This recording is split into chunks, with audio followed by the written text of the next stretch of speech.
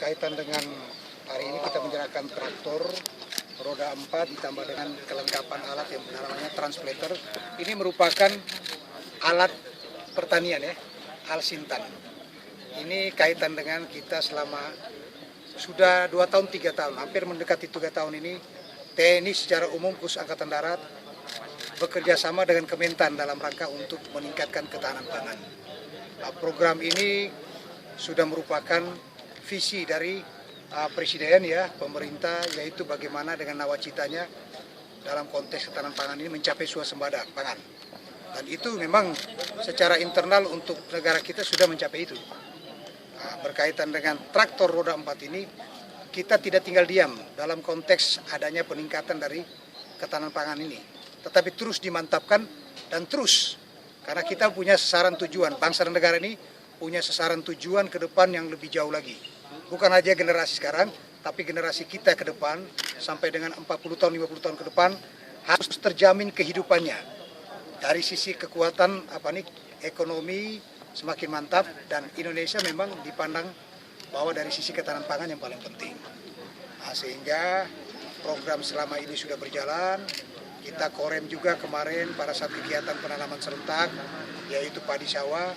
Ini puji syukur mendapat tambahan alat bantuan dari Kementan, secara khususnya dari Dirjen Ketahanan Pangan, berupa 20 traktor roda 4 dan 25 transplanter. Hari ini memang kita harus bagikan karena ujung tombaknya berada di Kodim. Sehingga alat-alat ini memang diperuntukkan ke Korem, tapi kita mengambil langkah untuk diteruskan ke Kodim sehingga langsung bisa digunakan secara nyata dengan kondisi yang berada di lapangan. Mudah-mudahan alat ini nanti sampai di Kodim-Kodim, fokusnya untuk membantu masyarakat dalam rangka untuk mempercepat luas tambah tanam yang sudah merupakan program dari Kementerian Pertanian, mungkin juga bisa membantu dalam hal-hal lain. Kita berharap ini akan dapat memberikan suatu motivasi yang lebih baik lagi. Fokus kita kepada para petani. Saya kira itu. Tadi soal narkoba tadi, dan langkah-langkah apa yang dilakukan selaku Kementerian memerangi narkoba di wilayah ini? Jadi berkaitan dengan narkoba ini kita tahu secara bersama, dan ini tidak bisa ditutupi lagi, tidak bisa dipungkiri. Siapa saja bisa kena narkoba.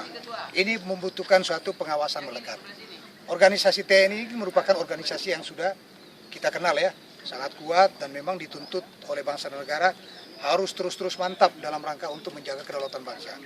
Ini kita lihat sumber daya manusianya yang paling penting. Kalau sudah berkaitan narkoba, kita tidak bisa mengatakan bahwa TNI pun pasti akan mantap dan tidak mungkin akan terjangkiti ataupun tersusupi ataupun terpengaruh dengan itu. Kita sadar betul itu. Sehingga kita mendahului untuk meyakinkan kepada negara dan bangsa, kepada masyarakat sekitar, bahwa inilah TNI, profil bahwa kita mampu untuk menghadapi permasalahan apapun termasuk narkoba. Kita sadar sehingga untuk narkoba ini kita harus mendahului dalam rangka untuk menyiapkan diri kita. Kalau memang selama ini belum terlalu intens dalam rangka untuk mengurangi, beberapa tahun terakhir dengan perintah langsung dari Panglima TNI, kita harus melakukan pembersihan apabila adanya prajurit, baik itu prajurit yang aktif, kemudian PNS maupun keluarga ada, kita harus melakukan pembersihan terlebih dahulu sehingga sumbangsi untuk bangsa dan negara ini kita tampil dengan kondisi yang baik. Langkah-langkah kita saya kira memantapkan lagi pembinaan satuan yang ada. Secara profesional kita harus lakukan aktif dengan latihan dan sebagainya. Kemudian kita lakukan pembimbingan terus, pengawasan terus, kita terus melaksanakan mengingatkan lewat unsur pimpinan, kita menghimbau dan sebagainya. Bahkan kita juga menggunakan masyarakat juga dalam rangka untuk memberikan informasi apabila manakala adanya prajurit-prajurit TNI yang mungkin di luar dengan pergaulan terpengaruh sehingga kita bisa mengambil langkah dengan cepat. Karena untuk narkoba ini tidak bisa kita bergerak secara sendiri. Harus selalu bahu-membahu untuk saling mengingatkan. Secara internal terus kita ingatkan. Mudah-mudahan dengan cara gitu prajurit, yang namanya prajurit kan manusia. Kita harapkan dari sisi manusianya kita harus raih untuk terus mengingatkan. Jangan sampai lupa mengingatkan, akhirnya apa? Begitu terjadi orang bilang yang namanya manusia, prajurit kan manusia. Prajurit manusia, makanya sebagai pimpinan kita tempatkan untuk mengambil peran, lakukan tugas tanggung jawab sebagai pimpinan secara maksimal. Dengan mengingatkan terus, dengan menyampaikan terus, dan sebagainya. Apabila kalau sudah ada yang terpengaruh dan terjangkiti, ya sesuaikan dengan proses hukum yang berlaku. Saya kira itu. Ya. Itu per kodimnya kira-kira berapa Pak? Ya. Jadi ini ada 20 traktor roda 4, transplanter 25. Kita serahkan sepenuhnya kepada Dandim untuk menyesuaikan dengan tentunya kawasan pertanian yang berada di wilayahnya. Nah, menyesuaikan. Jadi tidak dibagi rata, sesuaikan kebutuhan mereka. Nah, sehingga ini bagi habis ini ke kodim-kodim karena mereka membutuhkan.